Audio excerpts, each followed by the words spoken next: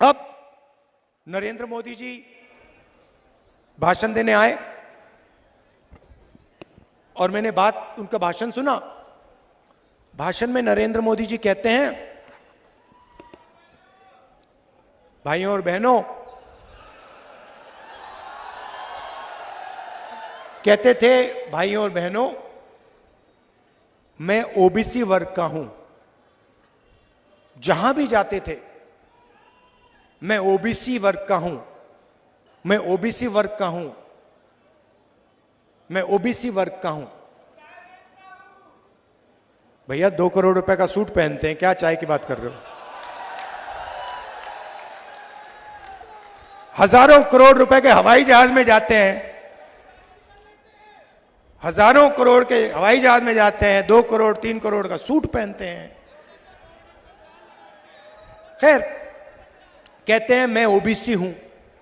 हर भाषण में बोल बोलकर प्रधानमंत्री बन गए। भैया एक दिन में नरेंद्र मोदी कम से कम 1-2 सूट तो पहनेंगे। आपने कभी देखा 2 दिन में नरेंद्र मोदी ने 1 सूट पहन लिया? कभी देखा आपने? कभी देखा है? मेरी ये सफेद शर्ट चलती है, बस यही चलती है।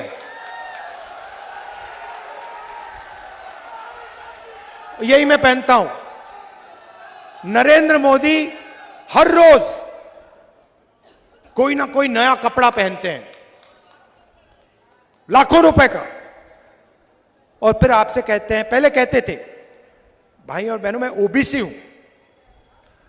अब कुछ दिन पहले मैंने उनका भाषण सुना, कहते हैं भैया हिंदुस्तान में सिर्फ एक जात है, वो है गरीब। मतलब नरेंद्र मोदी ओबीसी और देश में सिर्फ एक जात, वो है गरीब। देश में ना ओबीसी है, ना दलित है, ना आदिवासी है, ना जनरल है, सिर्फ गरीब। ये इनका नया भाषण है। हिंदुस्तान से नरेंद्र मोदी के दिमाग में जात पता है क्यों गायब हो गई? क्योंकि मैंने जाति जनगणना की बात शुरू कर दी।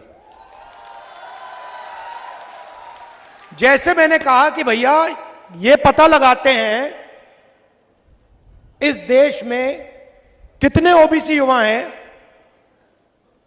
कितने दलित हैं, कितने आदिवासी हैं, किसकी कितनी आबादी है। उस दिन से नरेंद्र मोदी कहते हैं, राहुल जी हिंदुस्तान में कोई जात नहीं है, गायब हो गई जात, खत्म।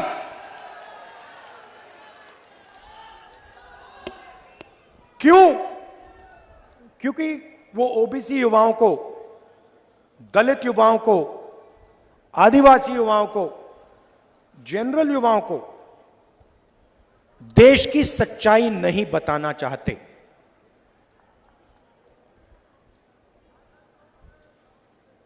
कन्याकुमारी से कश्मीर में चला,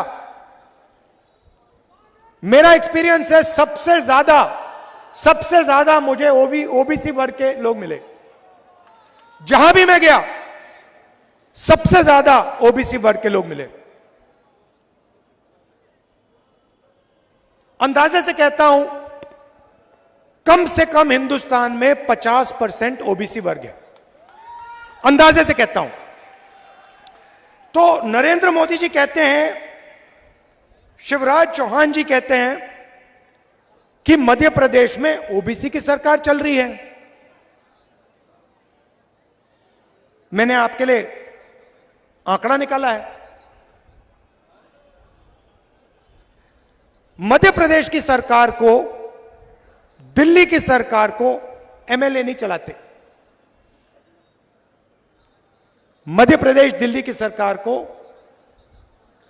सरकारी अफसर चलाते हैं, आईएएस के लोग चलाते हैं। सही? आप किसी भी बच्चे से पूछो, किसी भी युवा से पूछो, क्या करना चाहते हो? हम आईएएस में जाना चाहते हैं, आईपीएस में जाना चाहते हैं, क्योंकि वो जानते हैं देश को एमएलए नहीं चलाता, देश को आईएएस चलाती है, आईपीएस चलाती है, अफसर चलाते हैं।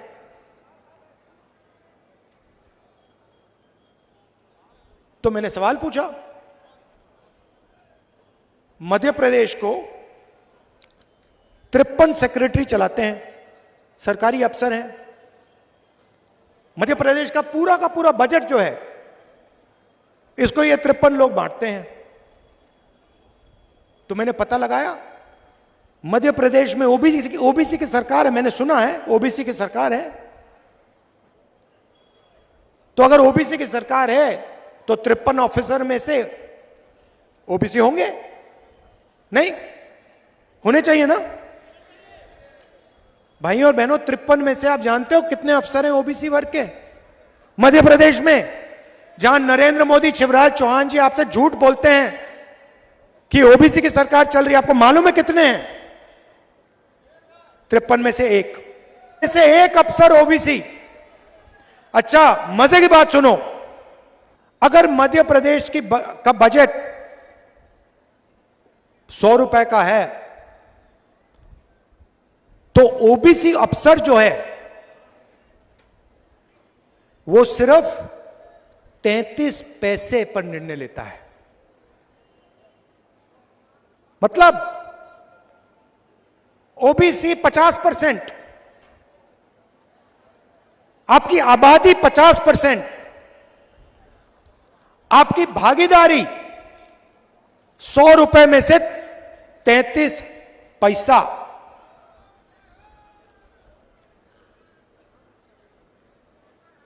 आबादी 50%, भागीदारी 100 रुपए में से 33 पैसा। फिर से सुन लो। और नरेंद्र मोदी जी और आपके चीफ मिनिस्टर कहते हैं मध्य प्रदेश में ओबीसी की सरकार। कैसी ओबीसी की सरकार है ये? कौन से ओबीसी की सरकार है? अगर बजट के सारे निर्णय 53 अफसर लेते हैं और उन 53 में से एक ओबीसी है और बजट का 0.3% निर्णय ओबीसी ले रहे हैं, तो ओबीसी की सरकार कैसे? आपको झूठ बोला जा रहा है।